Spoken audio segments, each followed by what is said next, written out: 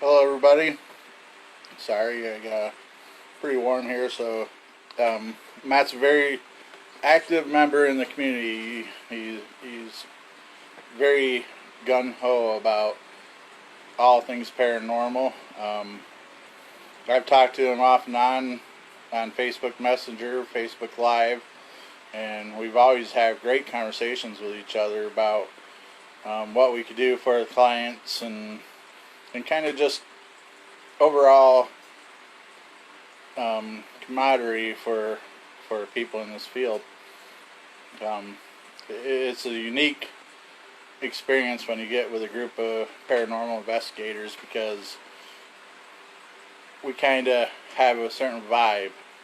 Um, if you ever get a chance to go on an investigation with a group, you know, make sure they're a reputable group. Don't just go in the dark with anybody. um, but if you ever get a chance to find a good group in your area, go out and ghost hunt. I highly recommend it. Um, don't be shy about paying a couple bucks to join because a lot of groups they don't charge for this to go into people's homes. So a lot of groups are kind of low income, and so they make up money for on events to do stuff like that.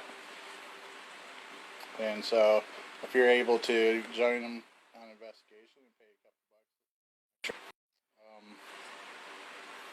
I know that a lot of people have asked us things like, "What's the most haunted place in our area?" And I'd have to say, the most noteworthy place is Guernsey Hollow. And Matt, I'll see what I can do to bring you on, brother.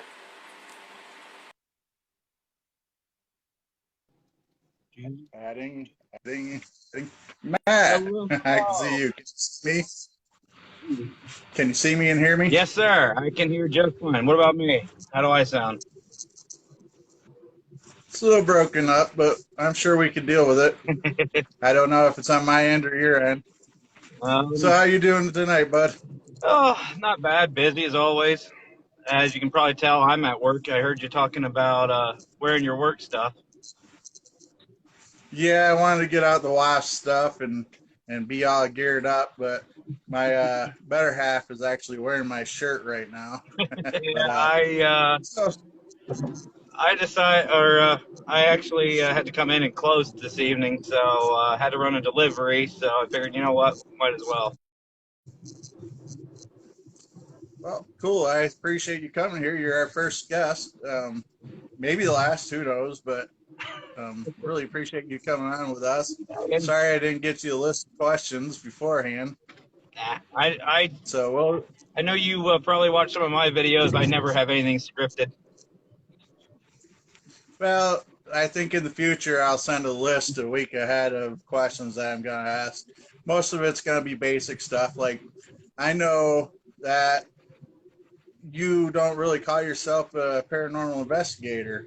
You call yourself a paranormal contractor, was it? Consultant. Yeah, I switched Consultant. gears a little bit from a founder, well, from an investigator to a founder to a paranormal consultant. It's kind of a new thing I came up with, and I'll tell you what, it's been treating me very well. Nice. And you can find your page on Facebook, am I right? Yep, yep. I have. I've shared actually the links for a couple of my pages on my profile. So And feel free to later on come back to this video and post links on here. okay, well, Where we try to do our best to share the love where we can, you know. So has that gotten you more cases as a consultant as opposed to investigator? well, I wouldn't say more cases, but I have been interacting with a lot more people in the paranormal. Basically, the consultant side is kind of like a regular consultant. Uh, People, teams, and anybody else can, talk to me and use any of my knowledge to further their I guess, careers and their studies in the paranormal. They just kind of pick my brain. Now, I do Cool. offer like mini investigations to clients and different people, or if a team's having a problem with a case, I will come out. But Now, you're located in central Pennsylvania. yep, yep, I'm about 45 So, minutes north of Harrisburg. oh, cool.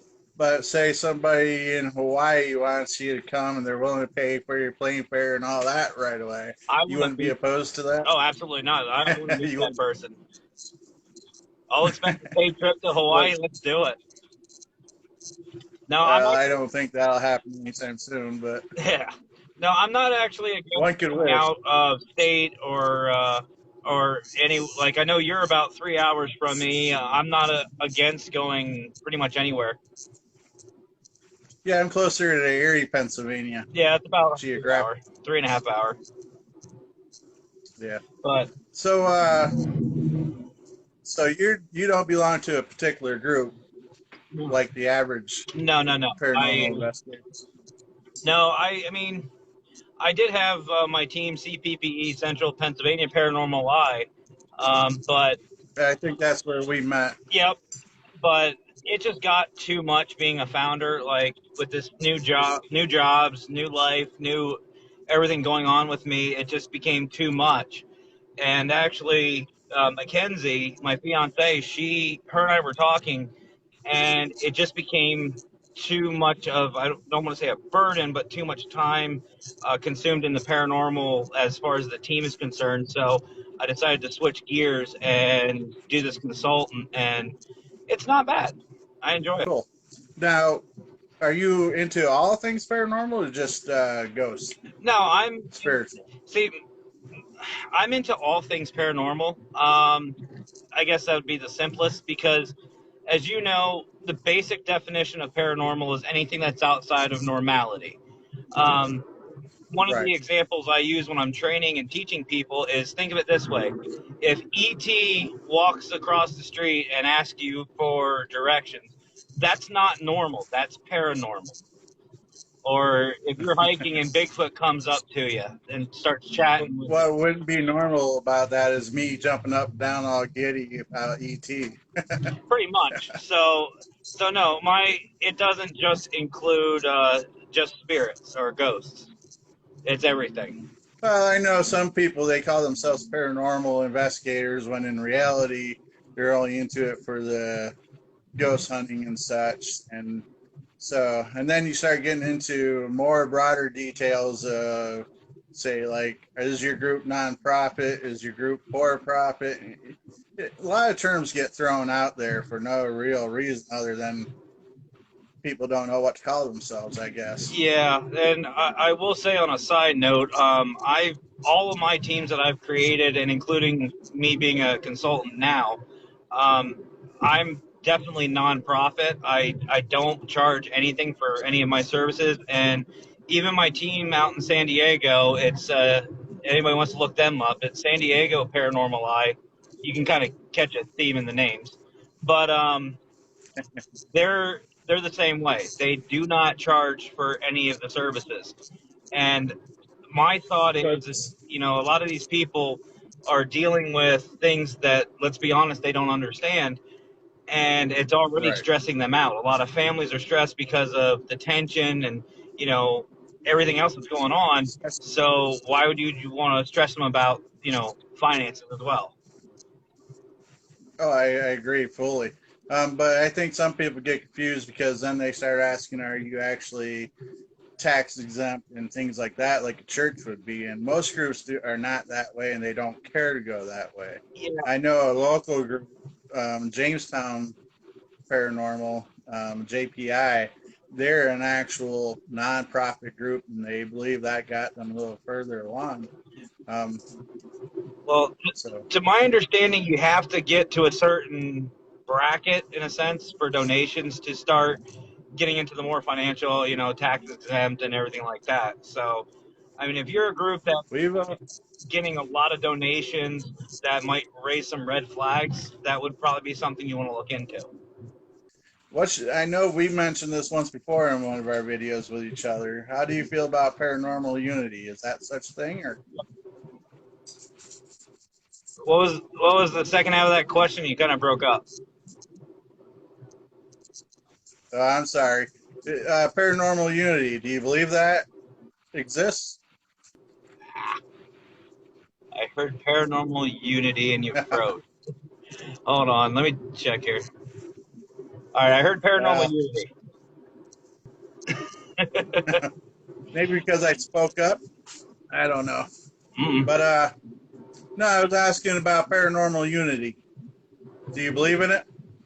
Oh, absolutely, absolutely, and actually, that's one of the reasons why I said about becoming a paranormal consultant because I noticed a lot of things that there's a lot of teams out there that think they have to do everything on their own, and they get themselves into situations where they're not prepared to handle, and they don't have a lot of places to go, and then there's a lot of teams out there that are just starting up, and they need somebody or another team to be there to kind of help them along. So I mean, if you're in it for the right reasons, then you know I'm all for paranormal unity. See, now the discussion we had before, and I still kind of stand by it, is I don't. I believe there's paranormal unity based on geographical location. Yeah, It's a lot easier to be friendly towards other teams that's 50 to 100 miles away than it is in your own neck of the woods, well, so to say. I think what that kind of stems from is kind of like a turf war, if I can use that analogy, because I noticed a lot of teams like out here, they feel like you're taking clients from them, you're taking locations from them, and that's really not the point. I mean, in my mind, if you're sitting there thinking like if you have a team right down the road from you and they get a client and you feel like that could have been yours if they weren't there, well, yeah, you're right, but you're focusing on the wrong thing. You should be focusing on the fact that that family is getting help, and that's what it should be about. It should be this team A gets the client, team B should say, hey, I heard you got this client. If you need assistance with it, let us know. And they should have each other's back.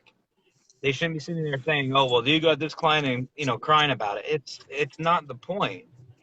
And then, in my mind, if there's a team close by and I'm running my own team, I'd be trying to use them and utilize the other team for better information. Maybe they know something I don't, and just trying to work with each other, because you never know if you create that hostility and you get into an environment.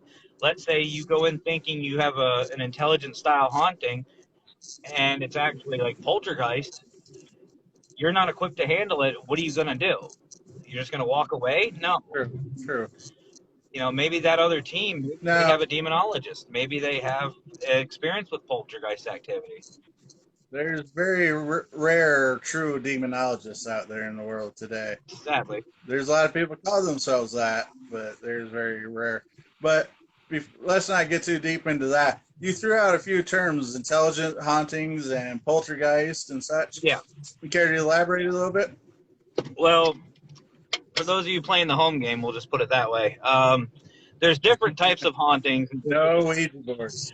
There's different types of hauntings. There's different levels, if you will, of hauntings. Intelligent is basically like how Scott and I are interacting. We know where each other's there. Correct. We are interacting with each other. We can interact with environments. Um, but then there's what's called a residual. Think of it like a DVD. You put a DVD in, you can yell at the actors all you want. They're not going to do anything. They don't care you're there. They don't know you're there. I'm happy you didn't say VCR tape. We're kind of older than DVDs. Or VCR records. But and then poltergeist is basically, and this is and this bothers me. And actually, not to go on a tangent, but hey, it's what I do.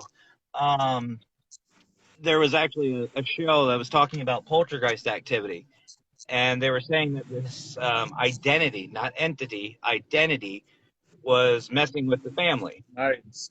Well, from my research and from everything I experienced, poltergeists don't have a gender, they don't have identity, they're not an actual spirit. It's just a manifestation of negative energy. So it's neither male nor female, and it doesn't have, like I said, any identity to it. And that just bothers me. But Well, TV shows, movies, and such, I know, they, but it they're still fun to drives me nuts. watch. It still drives me insane. Speaking of TV shows and such, Yeah.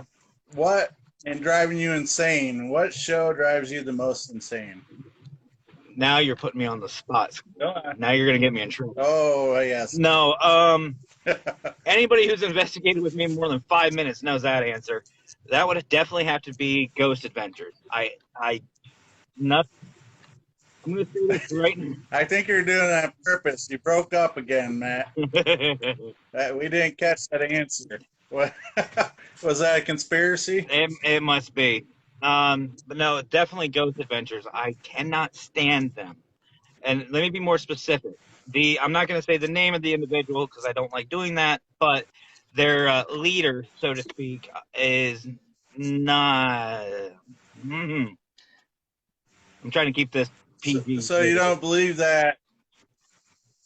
You don't believe that they're actually getting evidence and such, or you just don't like their personality? I believe that they do get evidence from time to time. I will not discredit the show themselves. However, I will say that I do know for a fact from individuals I've spoke with who have had firsthand experience that they have actually manipulated evidence. They have generated their own evidence for their own well-being. And honestly, some of the things I've seen, I can see that.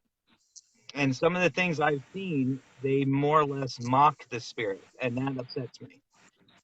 I think if you're going to be, if you're going to be doing something with the paranormal, you're broken up again, bud. Eh. So that might be where it's going to be a dead zone, maybe. Possibly.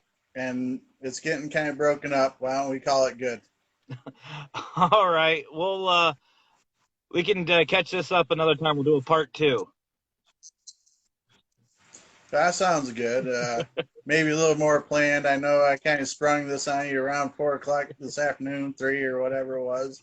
I quickly came home and did a few little things around the house to make it worthwhile. And so I tried to get things set up with my laptop. The internet wasn't working right, so I ended up with my phone. So all that fun stuff. Like my bear back there? Yeah. That's nice. Yeah, handmade, homemade from Ken. His name is out in Sheffield, Pennsylvania. Pretty cool little guy. Oh, cute and cuddly. That's what I thought. All the grandkids like it. Oh, okay, not all of them. But so I had to put a little background, than the boring kitchen wall. Yeah, why not? But yeah, we can definitely do a part 2 another time, definitely. I really appreciate you coming out and doing this, being the first person that I actually interviewed in this sense. Hey, anytime. Glad to help. I know. Well, it'll just take some practice, but yeah, I can see this going very far. Well, I really enjoy doing it. Same. I really enjoy especially when we do, you and I get on camera, because I know you and I sometimes we go on camera, off of the live thing, and it's always a fun time. Yeah, we have pretty pleasant conversations and expand my views and thoughts and such. Any last plugs for your? Sorry. Any last plugs that you want to put in for your pages? Don't forget to put your links down there. How do you pronounce your last name? Baron. Just quite literally like Red Baron, but there's an extra R. I was thinking Barren Field, but okay, we'll go with your way. Everyone understands that one for some reason. But and then feel free to go check out his Facebook page. But All right. Well, Matt, thank you for your time. Hey, Get anytime. back in there and help feed America one person at a time there. Yeah. So, all right, we'll catch you later, And Scott. tell Chris.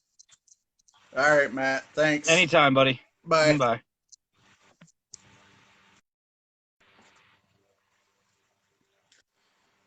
Well, guys, thanks for joining me tonight. And my first unofficial official video.